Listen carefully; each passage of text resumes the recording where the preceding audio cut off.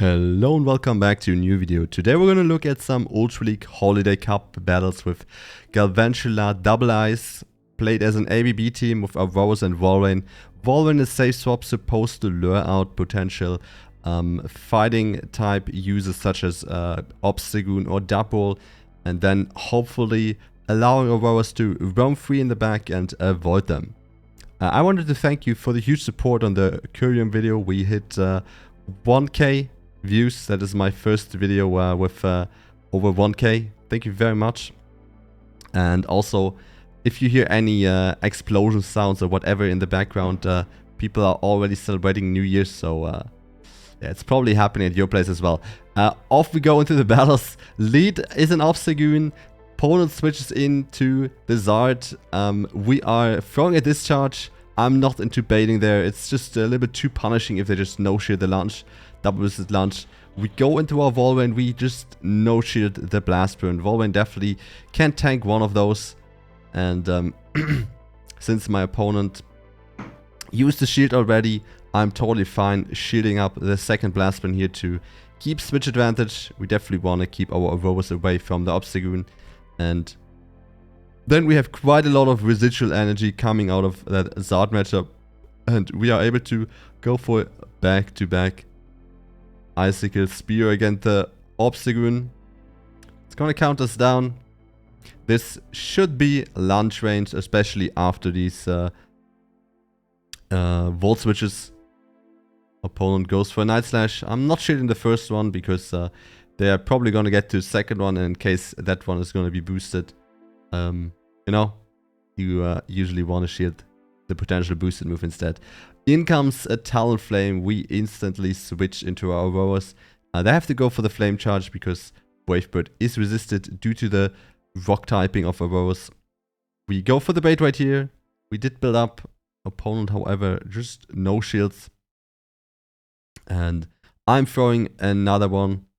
Opponent no shields again. Kind of surprising.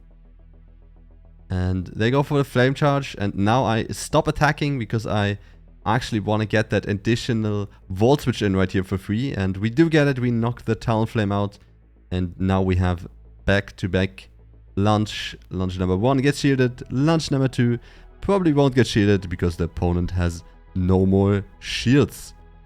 GG.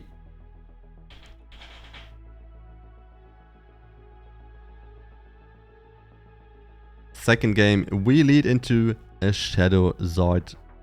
Once again, wing attack. Everyone's wanting wing attack after the update. We go for a discharge. Once again, I don't really like baiting. And I'm switching it to Walrein. We see Obstagoon number 2. 2 battles, 2 Obstagoons. This is where, this is kind of what we are looking after though with the team, right? Luring out the Obstagoon so far works pretty good, and as you can see, it's not the worst matchup for Walrein. It can tank quite a few of those counters. The cross chop is not doing too much damage either, and as you can see, we even threaten them, and they have to throw the cross chop in order to not give up a shield. But here we don't shield the first Night Slash. And I hope to be able to Volt Switch them down. Unfortunately, it is barely not enough. They survive with like maybe 1-2 HP. We have very low Zard Head energy, and I'm expecting them to throw a Dragon Claw right away, which they did. So insta swap to catch it. This could be the Blast Burn. I have to shield it. It would just do too much damage being neutral. In comes a Walrein. We only have one shot of one opportunity, and that's going for Meteor Beam, because even if we go for the Weather Ball bait, we will not get to the Meteor Beam in time before they reach the Earthquake and just knock us out. We have double discharge right here, but sadly that is not gonna be enough. Opponent still has a Zard in the back. Even if I throw double discharge, we would just get knocked out by the Zard. Opponent leads in with Giratina. We switch into our Walrein. In comes the third Obstagoon. So far 3 out of 3. Once again, strategy of the team is working well. We are luring out the Obstagoon with a 100% success rate.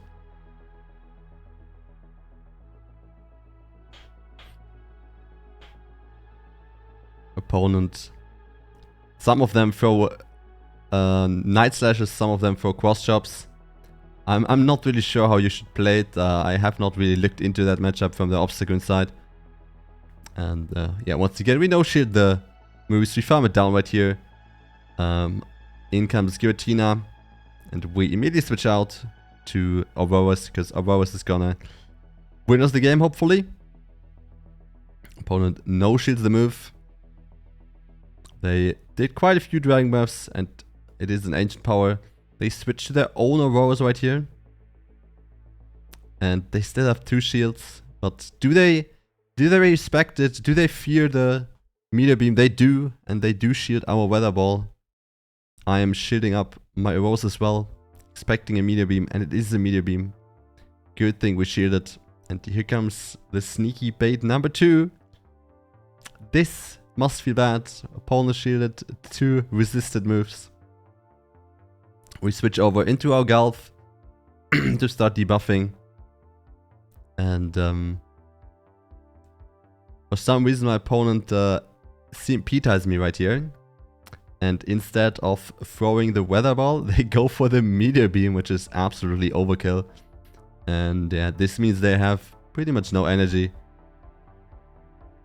And we just knock them out right here. And the Giratina, which just threw an Ancient Power before switching out, is not gonna reach the move. We just farm it down. GG. Next game, we have Giratina again. We switch out, and once again, an Obstagoon. Can you believe it?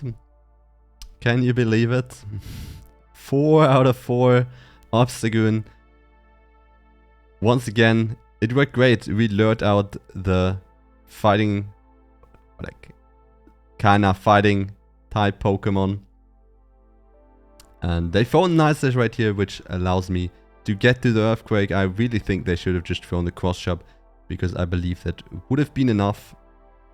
And now we are definitely going to be able to Volt Switch them down. They get to a Night Slash right here, but even Gulf is going to tank that. And now we have to switch once again to our Aurorus. In comes the Zard.